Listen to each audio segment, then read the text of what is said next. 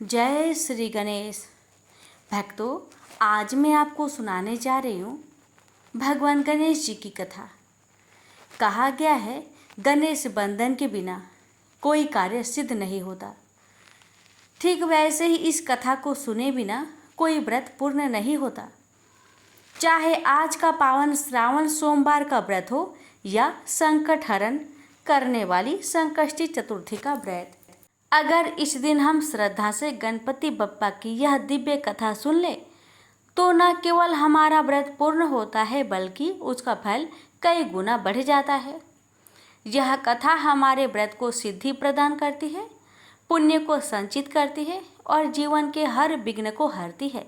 तो चलिए अपने मन को शांत करके श्रद्धा से सुनते हैं भगवान गणेश जी की यह मंगलमयी कथा। प्रेम से बोलिए जय श्री गणेश। एक बुढ़िया माई थी, मिट्टी के गणेश जी की पूजा करती थी। रोज बनाए रोज गल जाए। एक सेठ का मकान बन रहा था। वो बोली, पत्थर का गणेश बना दो। मिस्त्री बोले, जितने हम तेरा पत्थर का गणेश करेंगे उतने में अपनी दीवार ना चिनेंगे। बुढ़िया बोली, राम करे तुम्हारी दीवार टेढ़ी हो जाए। अब उनकी दीवार टेढ़ी हो गई। वो चीने और ढा देवे, चीने और ढा देवे। इस तरह करते करते शाम हो गई। शाम को सेठ आया। उसने कहा, आज कुछ भी काम नहीं किया। वो कहने लगे, एक बुढ़िया आई थी, वो कह रही थी मेरा पत्थर का गणेश कर दो। हमने नहीं करा तो उसने कहा तुम्हारी दीवार टेढ़ी हो जाए। तब से दीवार सीधी नहीं बन रही है। बनाते हैं और ढा देते हैं। सेठ ने बुढ़िया को बुलवाई। सेठ ने कहा, हम तेरा सोने का गणेश गढ़ देंगे, हमारी दीवार सीधी कर दो। सेठ ने बुढ़िया को सोने का गणेश गढ़ दिया। सेठ की दीवार सीधी हो गई। जैसे सेठ की दीवार सीधी की वैसे सबकी करना। कहानी कहने वाले, सुनने वाले, हुक्कार भरने वाले सभी पर अपनी कृपा सदा बनाए रखना। प्रेम से बोलिए गजानंद भगवान की जय। एक बार माता पार्वती और भगवान शिव एक नदी के किनारे, नर्मदा नदी के किनारे बैठकर चौपर खेल रहे थे। तभी यह प्रश्न खड़ा हुआ कि खेल में हार जीत का फैसला कौन करेगा। इस पर भगवान शिव ने एक कुछ तिनके एकत्रित कर उनका एक पुतला बनाया और उसमें प्राण डाल दिए। इसके बाद भगवान शिव ने उस बालक से कहा कि हमारे इस चौपर के खेल में तुम्हें हार जीत का निर्णय करना है। चौपर का खेल 3 बार खेला गया और तीनों बार माता पार्वती जीत गई। लेकिन जब उसे बालक से हार जीत का फैसला करने को कहा गया तो उसने भगवान शिव को विजयी बताया। बालक का यह निर्णय सुनकर माता पार्वती को बहुत क्रोध आया, जिसके चलते उन्होंने उस बालक को अपाहिज होने का श्राप दे दिया। बाद में उस बालक ने अपनी गलती के लिए माता पार्वती से क्षमा मांगी। इस पर माता पार्वती ने कहा कि यहाँ गणेश जी की पूजा के लिए नाग कन्या आएगी। उनके कहे अनुसार तुम व्रत करना, इससे तुम श्राप से मुक्त हो जाओगे। कई समय बाद वहां नाग कन्या आई और उन्होंने गणेश जी के व्रत की विधि उस बालक को भी बताई। फिर उस बालक ने भी 21 दिन तक भगवान गणेश का व्रत किया। इससे भगवान गणेश प्रसन्न हुए और उस बालक को श्राप से मुक्त कर दिया। मान्यता के अनुसार बाद में यह व्रत भगवान शिव ने भी किया। प्रेम से बोलिए गणेश महाराज की जय। पौराणिक कथा के अनुसार एक समय की बात है कि भगवान विष्णु का विवाह माता लक्ष्मी जी के साथ निश्चित हुआ। विवाह की सभी तैयारी होने लगी। सभी देवी देवताओं को निमंत्रण भेजे गए, लेकिन भूलवश गणेश जी को निमंत्रण देना रह गया था। इधर भगवान विष्णु की बारात जाने का समय आ चुका था। सभी देवता अपनी पत्नियों के साथ विवाह समारोह में शामिल होने को आए, परंतु सभी देवी देवताओं ने देखा कि गणेश जी कहीं दिखाई नहीं दे रहे हैं। तब उन सभी ने आपस में चर्चा की, क्या गणेश जी को नहीं न्योता दिया गया या गणेश जी ही नहीं आए हैं। सभी को इस बात पर बहुत आश्चर्य हुआ। इस बात पर उन सभी ने विष्णु भगवान से ही इसका कारण पूछा। विष्णु भगवान से पूछने पर उन्होंने कहा कि हमने गणेश जी के पिता भोलेनाथ, महादेव और माता पार्वती को न्योता भेजा था। यदि गणेश जी अपने पिता के साथ आना चाहते तो आ जाते, अलग से उन्हें न्योता देने की कोई आवश्यकता भी नहीं थी। दूसरी बात यह है, उनको खाने में 1.25 मन मूंग, 1.25 मन चावल, 1.25 मन घी और 1.25 मन लड्डू का भोजन चाहिए।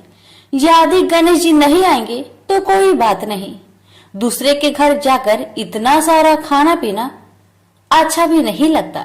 इतना वार्ता कर ही रहे थे कि किसी एक ने सुझाव दिया, यदि गणेश जी आते तो उनको द्वारपाल बनाकर बैठा सकते थे कि आप घर की याद रखना। आप तो चूहे पर बैठकर धीरे धीरे चलोगे तो बारात में बहुत पीछे रह जाओगे। यह सुझाव सबको पसंद आ गया तो फिर विष्णु भगवान ने भी अपनी सहमति दे दी। तब गणेश जी को निमंत्रण देकर आमंत्रित किया और उनको समझा बुझाकर घर की रखवाली करने को बैठा दिया गया। बारात चल दी। तब नारद जी ने देखा कि गणेश जी तो दरवाजे पर ही बैठे हुए हैं, तो वे गणेश जी के पास गए और रुकने का कारण पूछा। गणेश जी कहने लगे कि विष्णु भगवान ने मेरा बहुत अपमान किया है। नारद जी ने कहा कि आप अपनी मूषक सेना आगे भेज दो तो वह रास्ता खोद देगी, जिससे उनके वाहन धरती में धंस जाएंगे। तब आपको सम्मान पूर्वक बुलाना पड़ेगा। अब तो गणेश जी ने अपनी मूषक सेना को आदेश दिया, जाओ, और सेना ने जमीन पोली कर दी।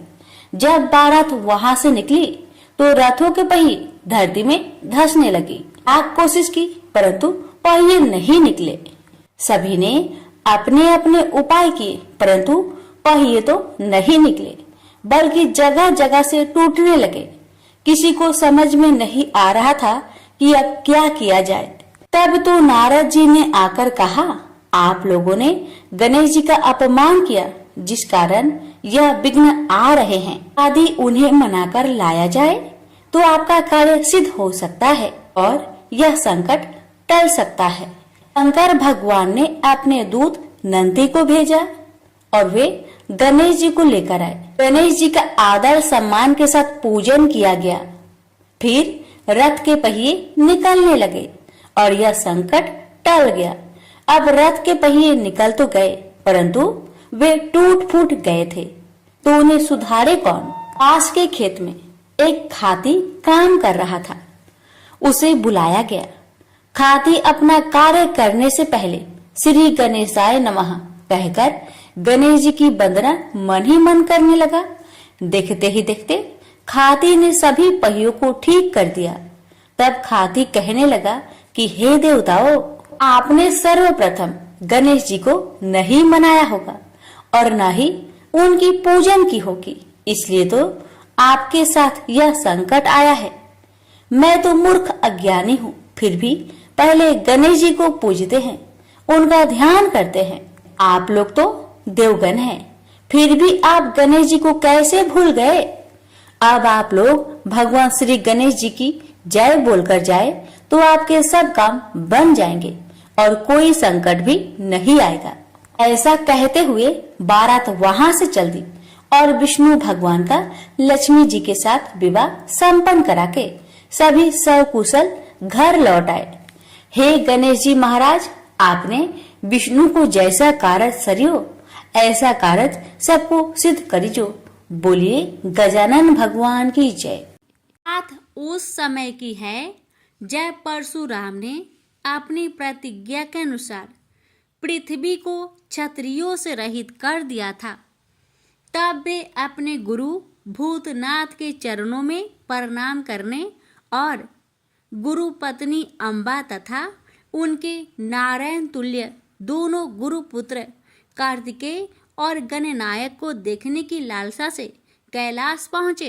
वहाँ उन्होंने अत्यंत अद्भुत कैलाशपुरी का दर्शन किया।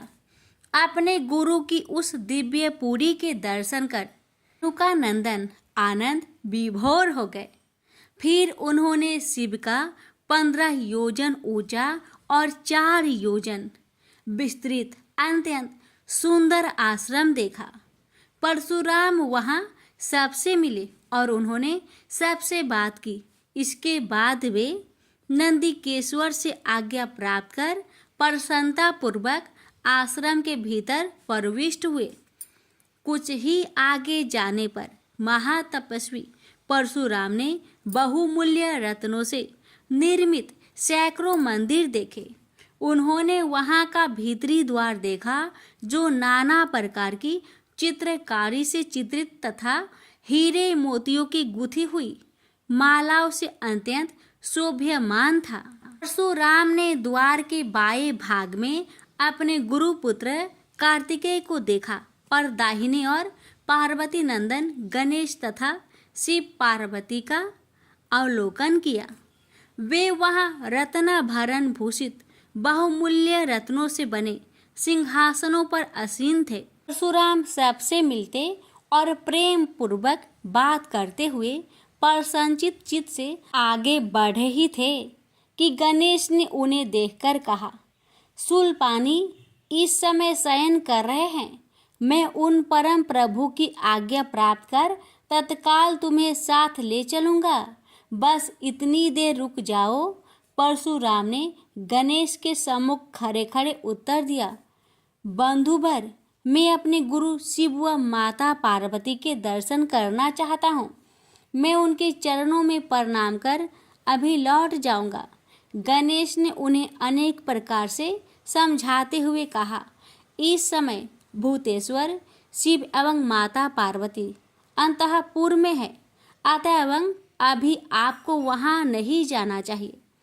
परम गुरुदेव शिव एवं माता पार्वती के चरण कमलों के दर्शन करने का मेरा सहज अधिकार है। परशुराम अपने आग्रह पर दृढ़ थे, किंतु गणेश उन्हें अत्यंत विनयपूर्वक समझाते रहे। मैं तो परम पिता शिव एवं माता पार्वती के दर्शनार्थ जाऊंगा ही। यह कहकर परशुराम आगे बढ़ना ही चाहते थे कि गणेश ने उन्हें रोक दिया। 21 बार पृथ्वी को क्षत्रियों से रहित करने वाले भृगु नंदन कुपित हो गए और उनका गणेश से विवाद ही नहीं हुआ, हाथापाई भी होने लगी। कुमार कार्तिकेय ने उन्हें समझाने का प्रयास किया, किंतु क्रोध परशुराम ने उन्हें धक्का दे दिया, जिससे वह गिर गए। शिव पुत्र गणेश ने उठकर परशुराम की उद्दंडता के लिए उनकी भर्त्सना की, तो क्रोध परशुराम ने अपना तीक्ष्ण परशु उठा लिया। तब गणेश ने अपनी सूंड बढ़ाकर उन्हें उसमें लपेट लिया और घुमाने लगे। गणेश की सूंड में लिपटे परशुराम सर्वथा असहाय और निरुपाय थे। गणेश के योग बल से परशुराम अस्तंभित रह गए।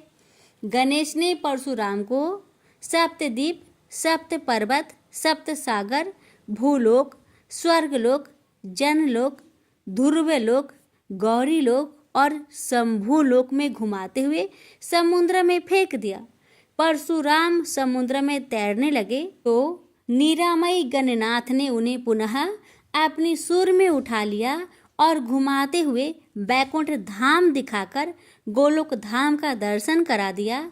वहाँ परशुराम ने मंद मंद मुस्कुराते हुए बंसी विभूषित नवनीरद श्री कृष्ण के साथ रासवेणी राधा का दर्शन किया, तो वे बार बार उनके मंगलमयी चरण कमलों में प्रणाम करने लगे।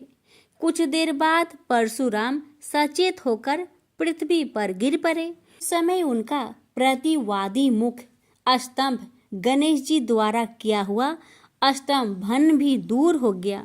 तब उन्होंने अपने अभीष्ट देवता श्री कृष्ण के जगत गुरु शिव द्वारा प्रदत्त परम दुर्लभ स्रोत एवं कवच का स्मरण किया और संपूर्ण शक्ति से सूर्य की प्रभा के तुल्य तीक्ष्णतम अपने परशु से गौरी नंदन पर प्रहार कर दिया।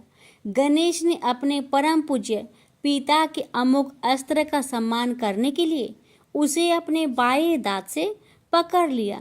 शिव शक्ति के प्रभाव से वह तेजस्वी परशु गणेश के बाएं दांत को समूल काट कर पुनः रेणु का पुत्र परशुराम के हाथ में लौट आया।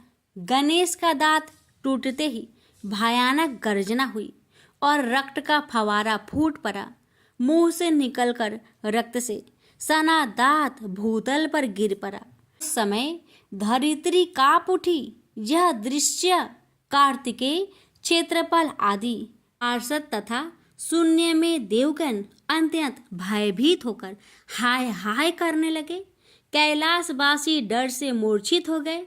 निंद्रापति सुधत्मा शिव की निंद्रा भंग हुई। बेटा यह क्या हुआ? दौड़ी हुई पार्वती आई तो उन्होंने अपने पुत्र गणेश के टूटे दांत तथा रक्त से सने हुए मुंह को देखा और देखा कि उनके हृदय खंड गणेश क्रोध शून्य परम शांत लज्जा से सिर झुकाए खड़े हैं। अत्यंत व्याकुल होकर उन्होंने स्कंद से पूछा, क्या बात है? यह कैसे हुआ? स्कंद द्वारा संपूर्ण वृत्तांत सुनकर पार्वती अत्यंत क्रोध हुई और अपने प्रिय पुत्र गणेश जी को सीने से लगाकर रोती हुई शिव से बोली, मेरे पुत्र गणेश और आपके शिष्य परशुराम में किसका दोष है? आप ही निर्णय करें। फिर माता पार्वती ने अपने सम्मुख परशुराम को शिव के प्रमोदक द्वारा चरण कमलों की निर्भयता पूर्वक सेवा करते हुए देखकर कहा, हे महाभाग राम, तुम योगियों के गुरु देवाधिदेव महादेव के शिष्य हो। तुम शुद्ध मन वाले हो। तुम्हारी अशुद्धता का कारण मेरी समझ में नहीं आ रहा। तुमने करुणामय गुरु से अमोघ परशु प्राप्त कर पहले तो उसकी क्षत्रिय जाति पर परीक्षा की और अब गुरु पुत्र पर परीक्षा की है। श्रुति गुरु दक्षिणा देने का निर्देश करती है और तुमने अत्यंत निर्दयता पूर्वक गुरु पुत्र का समूल एक दांत ही नष्ट कर दिया। अब इसका सिर भी काट डालो। चरमता का अमोघ परशु प्राप्त कर ले तो क्षुद्र श्रृंगाल भी वनराज को मार सकता है। इतना कहकर क्रोध से भगवती पार्वती परशुराम को मारने के लिए प्रस्तुत हो गई। भय बस परशुराम ने मन ही मन करुणा सागर गुरु को प्रणाम कर अपने इष्ट देव गोलोकनाथ श्री कृष्ण का स्मरण किया। तभी पार्वती ने अपने सम्मुख एक बौने ब्राह्मण बालक को देखा। उस पर तेजस्वी ब्राह्मण बालक को देखकर आतुरता से भगवान शंकर ने भक्ति पूर्वक मस्तक झुकाकर प्रणाम किया। उसके बाद माता पार्वती ने भी उसे प्रणाम किया। परम तेजस्वी ब्राह्मण बालक ने शिव एवं पार्वती को शुभ आशीर्वाद प्रदान किया।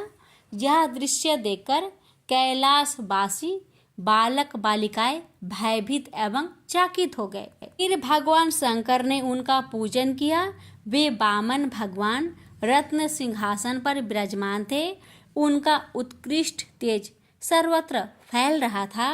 भगवान शंकर ने मधुर शब्दों में कहा, आज मेरा परम सौभाग्य है जो आपने कृपा पूर्वक मेरे यहाँ पधारकर मुझे सेवा का अवसर प्रदान किया है। आशुतोष शिव की मधुर वाणी से प्रसन्न होकर ब्राह्मण बाल रूपी स्वयं श्री हरि ने गंभीर स्वर में कहा, आप लोग की वर्तमान स्थिति जानकर मैं श्वेत द्वीप से आ रहा हूँ। मेरे भक्तों का कभी अमंगल नहीं होता। मेरा सहस्त्रसार उनके रक्षार्थ प्रतिक्षण प्रस्तुत रहता है, किंतु गुरु के रुष्ट होने पर मैं विवश हो जाता हूँ। गुरु की अवहेलना बलवती होती है। विद्या और मंत्र प्रदान करने वाला गुरु अभिष्ट देव से 100 गुना श्रेष्ठ है। गुरु से बढ़कर कोई देवता नहीं है, पार्वती से बढ़कर कोई पतिव्रता नहीं है तथा गणेश से उत्तम कोई जितेंद्रिय नहीं है। भृगु नंदन ने गुरु पत्नी एवं गुरु पुत्र की अवहेलना कर दी है। उसी का मार्जन करने के लिए मैं यहाँ उपस्थित हुआ हूँ। श्री हरि ने भगवान शंकर के बाद भगवती पार्वती से कहा, तुम जग जननी हो। तुम्हारे लिए गणेश, कार्तिकेय और परशुराम भी पुत्र तुल्य है। इन परशुराम ने स्नेह के प्रति शिव और तुम्हारे मन में भेद नहीं है। आता एवं जो उचित समझो करो। देव बड़ा प्रबल होता है। बालकों का यह विवाद तो देव दोष से ही घटित हुआ है। तुम्हारे इस प्रिय पुत्र का एक दंत नाम वेदों में प्रसिद्ध है। फिर श्री हरि ने परशुराम से कहा, राम, तुमने क्रोधवश शिवा पुत्र गणेश का दांत तोड़कर अनुचित किया है। इस कारण तुम निश्चय ही अपराधी हो। ये सर्वशक्ति स्वरूपा पार्वती प्रकृति से परे और निर्गुण है। श्री कृष्ण भी इन्हीं की शक्ति से शक्तिशाली हुए हैं। ये समस्त देवताओं की जननी है। तुम इनकी स्तुति कर इन्हें संतुष्ट करो। इतना कहकर श्री हरि बैकुंठ के लिए प्रस्थान कर गए। परशुराम ने भी स्नान कर शुद्ध वस्त्र धारण कर लिए। वह हाथ जोड़कर गुरुदेव के चरणों में प्रणाम कर सिर झुकाए जगजननी गौरी का स्तवन करने लगे। भक्तवर परशुराम के संपूर्ण अंग पुलकित थे और उनके नेत्र से अश्रु प्रवाहित हो रहे थे।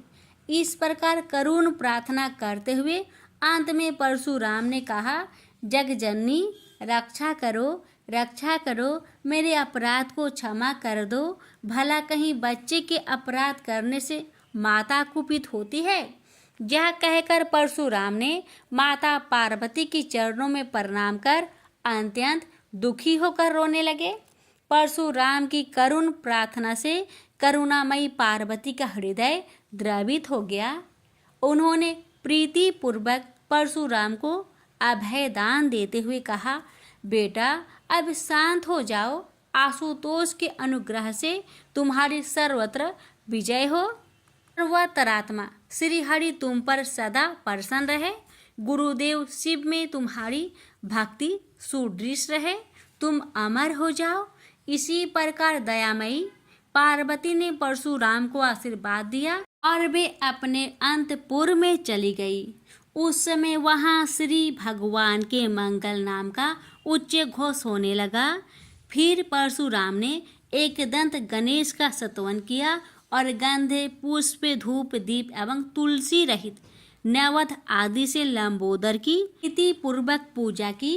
परशुराम ने भक्ति भाव से भाई गणेश को संतुष्ट कर माता पार्वती एवं कृपा सिंधु त्रिलोचन के चरणों में प्रणाम किया। फिर उन्होंने गुरु की आज्ञा प्राप्त कर प्रसन्नता पूर्वक वहां से प्रस्थान किए। प्रेम से बोलिए गौरी पुत्र गणेश भगवान की जय। हर हर महादेव। माता पार्वती की जय।